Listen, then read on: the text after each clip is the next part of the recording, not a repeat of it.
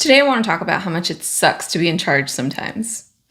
I think being a lead in whatever capacity that might be, whether it's a project manager, a people manager, a task lead, an executive lead, whatever that leadership position is, gets glorified sometimes. Don't get me wrong, it's an extremely rewarding career.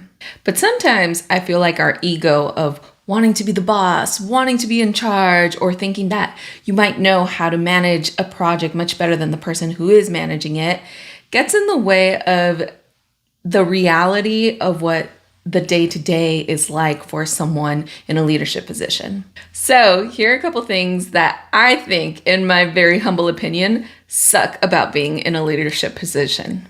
Number one, always having to be on. I remember the day when I was an engineer and I would come into the office, maybe in some jeans and, tennis shoes, and I would bring snacks and I would have my huge headphones in and I would crisscross my legs on the chair and just design, just straight look at my 3 screens and just design and probably not talk to a soul the entire day. And I think I took those days for granted. In a leadership position, you are always on. You are in a constant state of focus with all of these endless meetings with clients, partnering consultants, stakeholders. It doesn't matter who. You are required to be fully on, talking through issues, and hard conversations are no longer something that is rare. Hard conversations now become just part of the job, and you are in this constant state of needing to maintain composure that requires a lot of quick thinking. So I don't think since I've taken on leadership positions, there's been a day where I can just put in my headphones and not talk to anybody and just do my work. That just doesn't exist anymore. The next one is everyone looks at you for the answers and everyone looks at you to make a decision.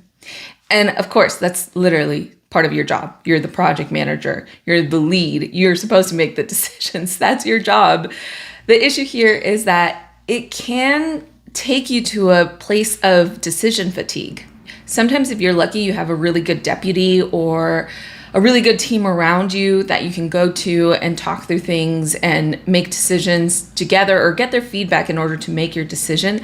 But at the end of the day, it is quite isolating, or it can be isolating, because you still have to make that decision and it's still your accountability. It's still on you whether it was the right or the wrong decision. Next thing that really sucks is you are now accountable for everything, whether it's in your control or not, and you are accountable for everyone's mistakes on your team. You essentially become not just their promoter, which is a big part of being in leadership. You're here to promote your team and make their life easier, but you also become kind of their protector. If the team needs a little bit more time and unfortunately they're not going to meet the schedule, it's up to you to go up to the client and explain what's happened. I've definitely put my project managers back in the day in that position where I just couldn't meet the deadline. It was going to take me a day or two later and they would go and they would face the client for me. I didn't have to have those hard conversations. My very great project managers would do that.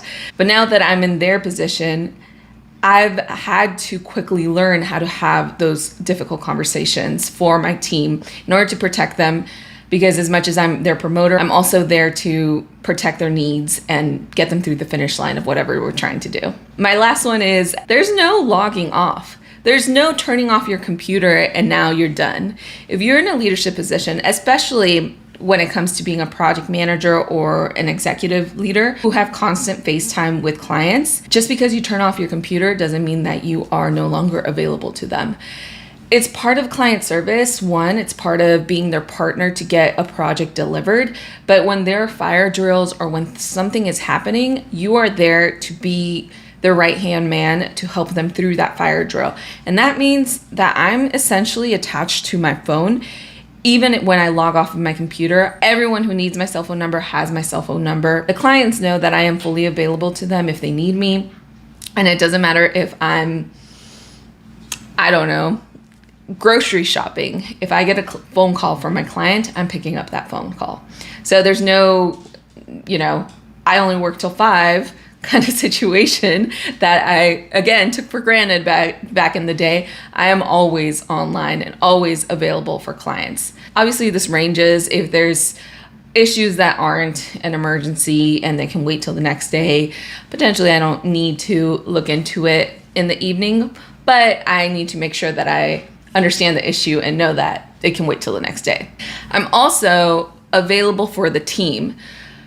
So one of the things that I admire the most about some of the best project managers that I've worked for is that if the team is working till 8 o'clock at night to get a deliverable out by a certain deadline, he is there. He is there for him. And if he can't be in the office, he's fully available for them for questions or anything by phone. And I would definitely like to emulate that for my team. I'm fully available to them. If they're working, I'm there to support them. If for whatever reason I can't be there in the office with them, they have my cell phone. And I want them to feel fully comfortable in reaching out to me if needed.